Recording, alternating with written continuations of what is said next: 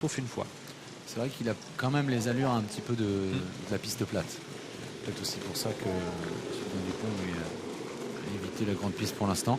Sa rentrée après un mois d'absence n'était pas mauvaise à Mort de Bretagne. Le cheval a fait un effort correct dans le dernier tournant pour l'amener justement, j'imagine, au mieux pour cette course.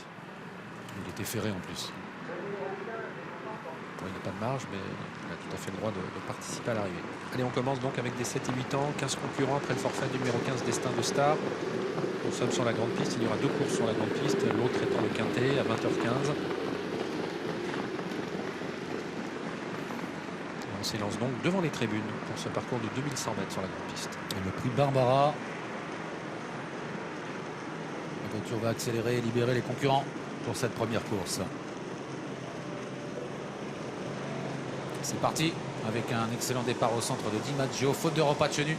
Ropaccionu hésitante en début de course comme la dernière fois. Elle se retrouve à l'arrière alors que le numéro 10, Dragotilou, n'a pas été très chanceux dans cette affaire. Alors qu'à l'extérieur, le numéro 7, Extra du Château, est en train d'accélérer avec Duc de la Mortrie qui vient se placer également non loin des leaders. El Fatou est bien parti et reste côté corde devant le numéro 4, Écho de l'Arrêt. Le favori en tête pour aborder le bas de la descente, Di Maggio, le numéro 5 qui voit venir à son extérieur, Extra du Château. El Fatou s'est placé derrière les premiers en 3e position avec Duc de la Mortrie qui est désormais dans le dos d'Extra du Château. On retrouve ensuite en 5e position Elixir de Crène qui est remarquablement parti malgré son numéro 14. Elixir de Crène qui précède encore Duanta.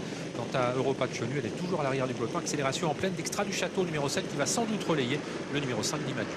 La piste sort tout de suite avec Di Maggio pour ne pas se faire enfermer, mais à l'extérieur, Duc de la Mortrie accélère à son tour et va venir à son tour en tête pour venir à côté d'Extra du Château alors que la montée approche.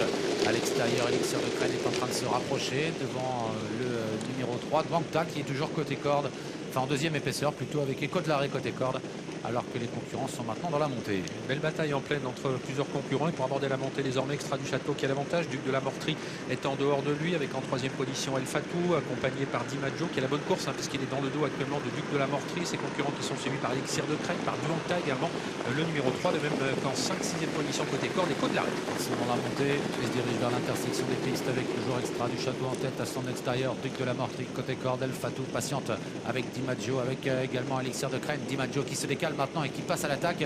Duanta est un peu plus loin avec Écho de l'Arrêt. Enfantin, État civil suit bien avec un peu plus loin le numéro 8, Ellington Dream, et Dena Bella est en retrait. Grosse accélération de Di Maggio qui poursuit son effort et qui passe en tête pour aborder le tournant final. On n'a pas pu réagir avec Extra du Château, avec également Duc de la Mortrie, alors qu'Elixir de Crène s'annonce désormais à l'extérieur. El Fatou également bien placé en 5e position, détaché de Duanta. On va sortir du tournant final avec Di Maggio, le numéro 5, qui a peut-être fait la différence. Di Maggio a fait le trou, 3 à 4 longueurs d'avance sur le reste du peloton, emmené par Duc de la Mortrie. Elixir de Crène, État civil qui s'annonce à l'extérieur. El Fatou également qui va venir jouer les places, mais Di Maggio est toujours nettement détaché alors qu'il reste 150 mètres à parcourir. État civil termine de plus en plus fort à l'extérieur avec également El Fatou au centre et Duc de la Mortrie côté corde.